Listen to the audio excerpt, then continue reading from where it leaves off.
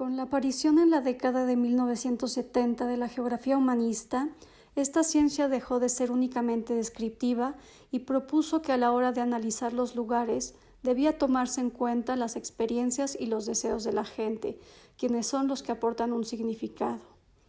La exposición El momento más hermoso toma su título de un fragmento de la obra de Lord Provost, que forma parte de la colección Calosa.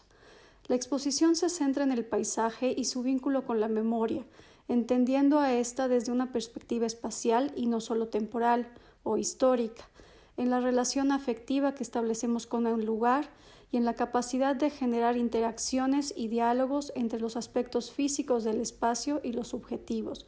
que en conjunto crean un sentido de lugar que podemos compartir con otros.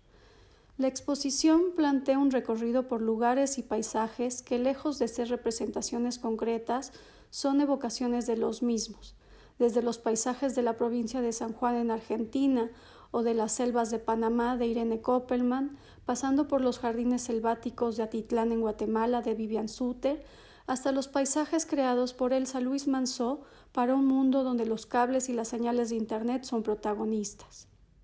El lenguaje es uno de los ejes del trabajo de Lord Provost, quien trabaja una gran variedad de medios como el video, piezas sonoras, instalaciones o performance, los cuales suele combinar. Las pinturas de frases suelen ser partes de sus instalaciones y sus videos, en los cuales la realidad y la ficción se mezclan al combinar recuerdos personales con referencias artísticas y literarias, jugando así con las conexiones que existen entre el lenguaje, la percepción y la imagen. En este caso, la frase de la pintura puede traducirse como: este cartel trae frente a tus ojos el momento más hermoso que hayas experimentado para que puedas sentirlo de nuevo, y nos invita a traer al presente esos lugares y momentos que nos han gustado.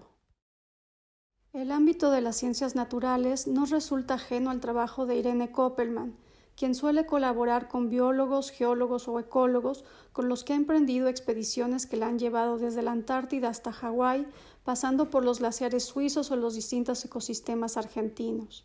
El dibujo es su herramienta principal en el campo, de manera similar a la de muchos naturalistas del siglo XIX, y es a través de esta herramienta que busca entender la naturaleza y el paisaje. Sin embargo, sus dibujos la llevan a crear sus propios modelos y procesos que nada tienen que ver con los lineamientos científicos. Estos relevamientos del paisaje son los que en su estudio sirven de base a sus pinturas, en los cuales el paisaje se transforma en representaciones abstractas. Podría decirse que Koppelman accede al paisaje desde la ciencia y no desde la historia del arte. Vivian Suter vive desde principios de la década de 1980 en Panajachel, a las orillas del lago Atitlán en Guatemala. Sus obras siguen el mismo estilo abstracto que había empezado a desarrollar en Suiza, pero en Guatemala el paisaje circundante se volvió parte de su trabajo, no de forma metafórica, sino física.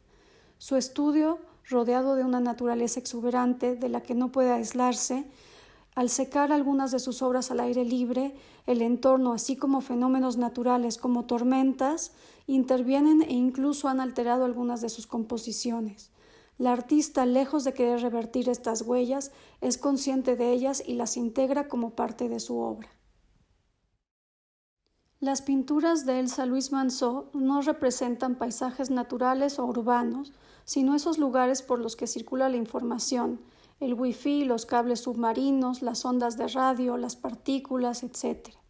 Se trata de paisajes intangibles y de tránsito, que sin embargo afectan nuestro entorno y nuestras relaciones diarias, incluso mediando nuestra percepción del mundo a través de una pantalla.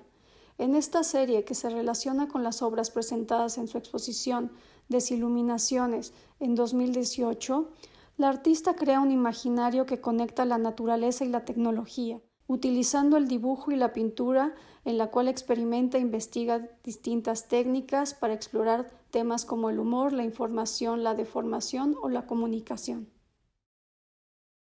En su interés por el paisaje y la representación de elementos del mismo, Irene Koppelman ha colaborado con diferentes centros de investigación científica con el fin de aprender de sus metodologías. En 2012 comenzó una colaboración con el Instituto Smithsonian de Investigaciones Tropicales, que la llevó a estudiar diferentes especies tropicales en la zona del Istmo de Panamá, lugar donde estudió, a través del dibujo, ejemplares vegetales como las lianas, manglares o especies marinas invasoras propias de la región. El dibujo constituye en estos casos un primer acercamiento en la investigación del paisaje y sus elementos, además de ser una tarea que el artista realiza directamente en el campo de trabajo. Así, esta exposición presenta obras cuya capacidad interpretativa, evocadora, creativa y sugestiva